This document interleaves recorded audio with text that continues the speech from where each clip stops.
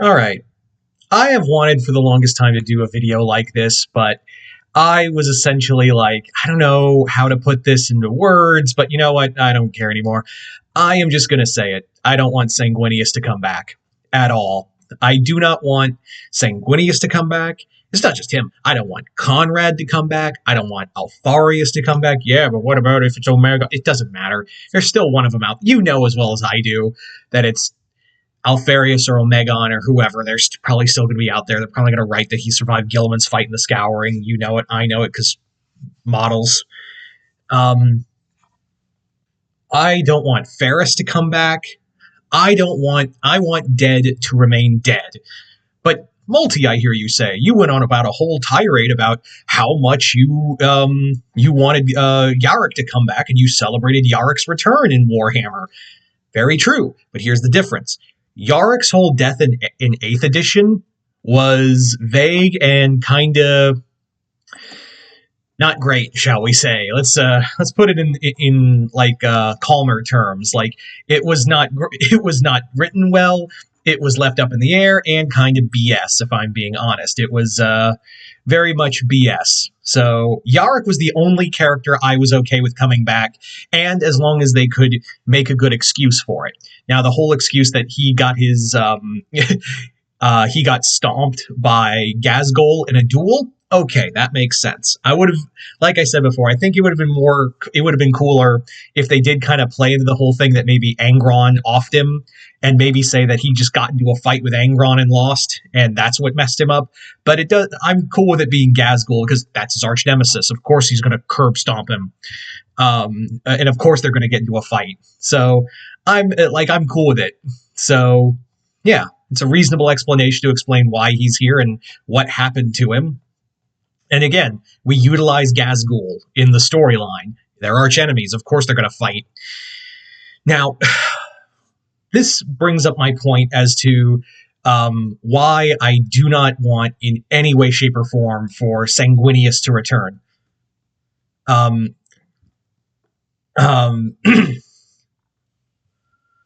Sorry, I lost my train of thought for a second. The reason why I don't want Sanguinius to come back, and this is the biggest one. It's the same reason why I don't want Ferris to come back as well. I think resurrecting Sanguinius above all the other Primarchs, yes, the Blood Angels sell incredibly well. I think I just kind of low-key rhymed there for a second. But yeah, the reason why I just don't want Sanguinius to come back, and this is the biggest reason, and I'm just going to get it out of the way first and foremost, it lessens his death. His whole point of dying at the hands of Horus and ending the Horus heresy was a great sacrifice. It was meant to be this great sacrificial moment that gave the Emperor the moment he needed to fight Horus. It also was it's a long remembered tradition and it's great martyrdom within the Imperium. It's remembered to this day. It's treated as a holiday. It's remembered as like a great tale and a great story of Sanguinius, and for him to be remembered by his sons. Yeah. What was it? Yeah. So, and that's the thing. I feel like it would lessen. This is the other reason. So yeah, I feel like it would lessen not only him as a character and what he meant for the Horus Heresy, but also it would lessen the Blood Angels. The Blood Angels themselves, I think, are totally fine without having Sanguinius at all. I think that there's kind of this dark appeal to the group because they lost their Primarch, and it permanently left a mark on them. The Red Thirst, the Black Rage. If Sanguinius came back, then we wouldn't have things that makes the Blood Angels unique among the Space Marines. We wouldn't have, would the Black Rage still be there? Probably not. That whole thing of the Red Thirst, we'd still probably have it, but it'd be lessened by like Sanguinius or something. So my thing is, I feel like it would kind of damage the Blood Angels to have Sanguinius back. Plus, and yes, I know someone's going to say, oh, but the mysteries of the warp, cool warp powers and whatever. I mean, the Lion got a new warp power. Don't you remember that? Yeah, I do remember that. But here's the thing. Yeah, the Primarchs, it's true. The Primarchs are warp-based beings. That's true. Like, I'm not going to take that away from anyone. They are warp-based entities.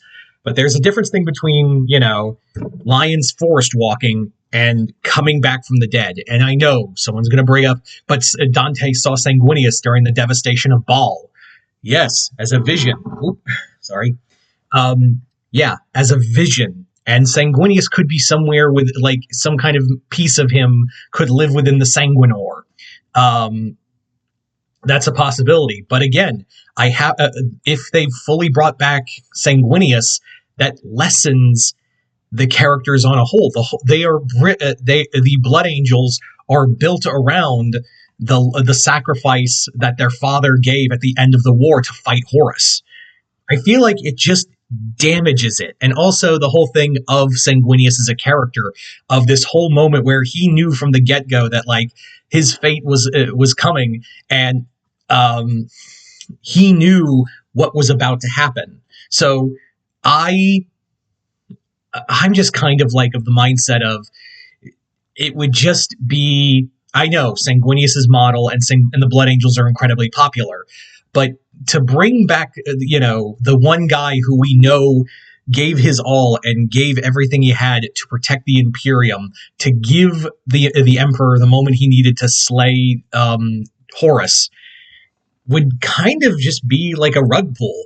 And again, I'm not just talking about Sanguinius. I feel like I'm just going to say Alfarius. It could be Omega. Who cares? I fucking hate the Alpha Legion.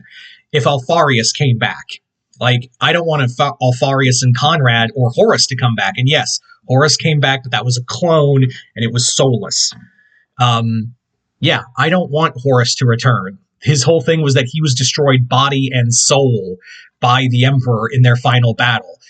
How are you going to explain that? Like, it would be impossible to explain. The Emperor did just the absolute Kamehameha whammy on Horus's very soul to eradicate it from existence. And yeah, I don't want Conrad either.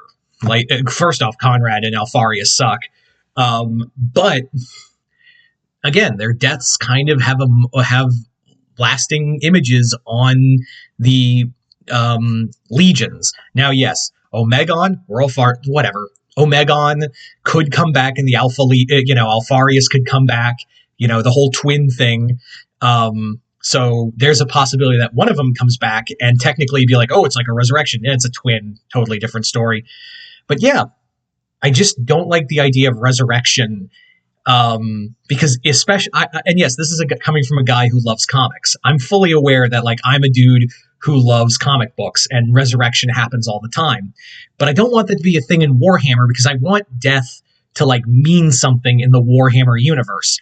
Now, the whole rumor that Ferrus is the leader of the Legion of the Damned, I kind of am like, on it, but that's kind of a neat idea. Ferrus is still dead, but now he's like a ghost rider, because again, that could be, like, you can explain, like, a form of the warp keeping him alive. As long as you don't fully resurrect him, I think I'd be fine with him being but that could be their way of getting around bringing him back, but who really cares about the Iron Hands these days?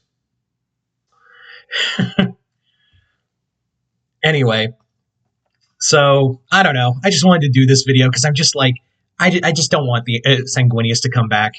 But how do you guys feel? Just comment below, let me know. Other than that, hope you all enjoyed this. I'm Mr. Multiverse. I'll see you next time in the Multiverse.